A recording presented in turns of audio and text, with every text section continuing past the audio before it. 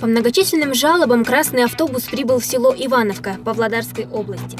Говоря откровенно, народ здесь чувствует себя забытым, потому что здесь целый ряд нерешаемых десятилетиями проблем. Проблема подачи воды в Павлодарской области не обошла и это село. Нет водопровода, люди пьют грязную воду, в которой плавает мусор. В колодцах у нас вода вообще негодная. Все, у меня весь огород у нас засохло все, даже 2 яблони и те засохли.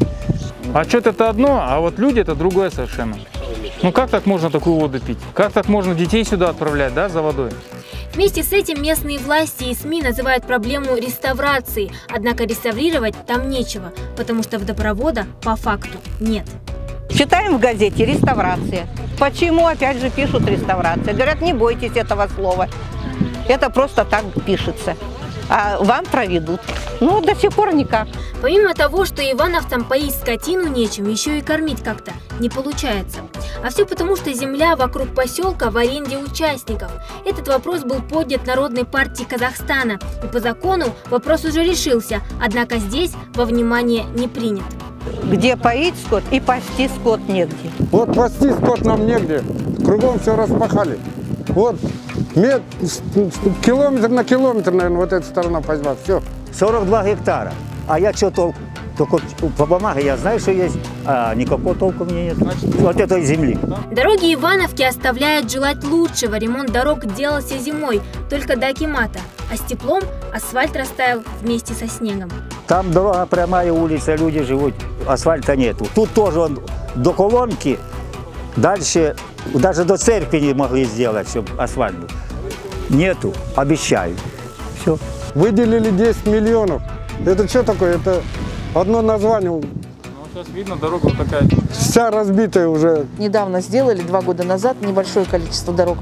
Они тоже растаяли вместе со снегом, потому что качество очень плохое.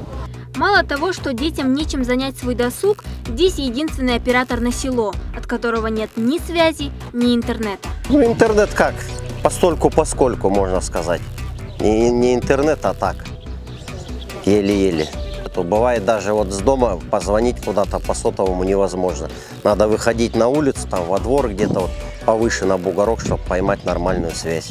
Это приводит, во-первых, к цифровому неравенству. Местные дети не могут нормально получить свои знания, которые должно гарантировать им государство.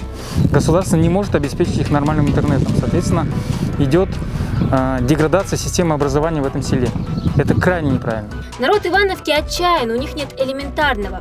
Они пишут письма, собирают подписи, в то время как местная власть считает это смешным. Посмеивались, что мы там такое письмо написали, что хотим пожить при цивилизации, чтобы у нас и машинки стиральные были, и чтобы у нас дома и удобства были. Таким уж невыгодно, как-то стараются все это загладить, замять.